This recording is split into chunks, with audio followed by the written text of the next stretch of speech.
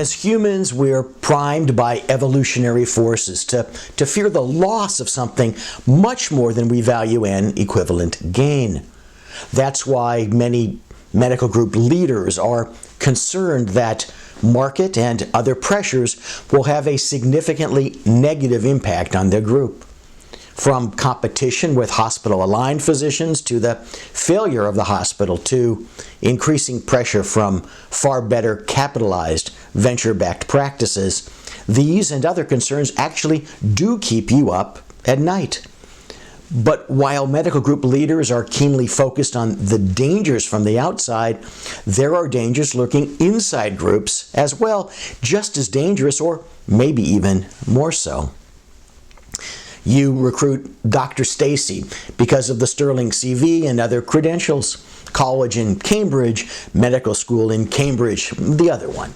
And trained at an even more famous place at the elbow of a Nobel laureate. And then 6 months later, you learn that Stacy might just be a pathological a-hole. Stacy badmouths your group to the hospital CEO. Stacy questions your leadership abilities in the cafeteria, but never in a conference room with you present. Stacy works with your competitor to undermine your group. Stacy screams at nurses. Stacy might even throw scalpels, not as a hobby at children's birthday parties, but in the actual operating room. Yes, these are real-life examples of real-life Stacy, an amalgam of Stacys, of course. It's important to distinguish your Stacy, the poster child for disruptive physicians, from a simple nonconformist. Nonconformists aren't trying to take your group down. Nonconformists aren't conspiring against your leadership or the group's future. As they say, they simply marched to the beat of a different drummer. They didn't pop out of the same mold as the rest of the group. Nonconformists can easily be contained and even harnessed to the group's benefit. But there's no pH strip or imaging procedure that definitely diagnoses the difference.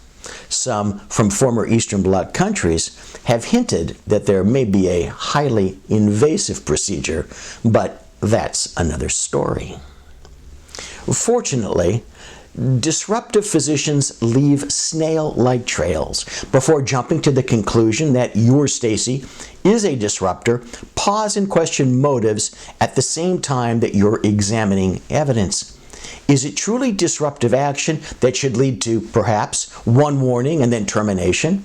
Or is it instead nonconformity that can be made to be beneficial to your group's success? Because wrongful termination claims are far more common than thrown scalpels, it also pays to get legal advice in connection with the determination, and certainly before any actual termination. The worst thing you can do is to do nothing. Lopping off a gangrenous toe after an attempt to resolve it less dramatically is better than letting the patient or your medical group die.